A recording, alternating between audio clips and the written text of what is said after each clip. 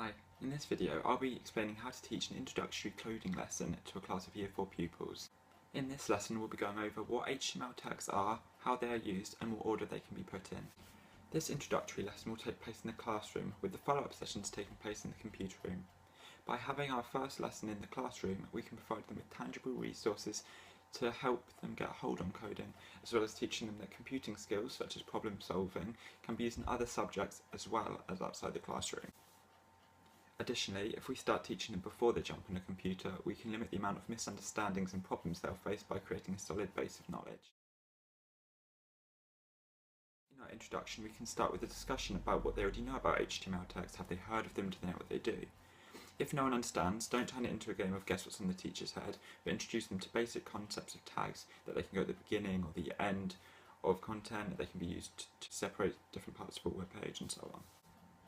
So, for our starting task, we'll want to cover the basic HTML tags, what they do and what they mean. I would do this by scattering pairs of coloured cards on their tables and getting them to match them up. So, for example, we have the title card and the definition card. Here's just a close look at the title and definition cards. They'll be quite simple, just basic at this point on. As the children are playing this match-up game, I'd suggest they write them in their books to have a kind of cheat sheet if they get stuck in future sessions to look at. Once the class have matched up their cards and written down the definitions, we can start the main activity. Give the children a set of these cubes from the Mozilla website. You can either print them off and have the children make them, although if you don't think you have enough time in the lesson, I would suggest printing them and sticking them together beforehand. Each sheet of paper has 2 cubes, one with opening tags and one with closing tags. Altogether you'll need 6 sheets of paper per table. The table has to attempt to stack these 12 cubes in the correct order through trial and error the fastest. Once the first table has won, don't stop the others, make sure they have a good understanding and finish as well. Once the game is finished, we'll bring the class in together and on the smartboard open a coding program such as Brackets. On the coding program we'll have a story written with no HTML tags, but when we go to preview it, there's no formatting, it doesn't make sense, it's all written in one long go.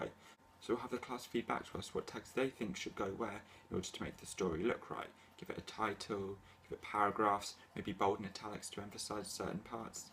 This links quite nicely to English and makes this a more cross-curricular lesson.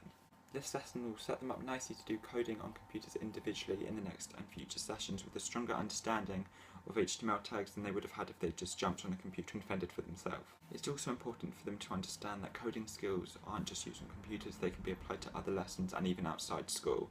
However, most future sessions will take place on the computer to apply this knowledge that they've gained today.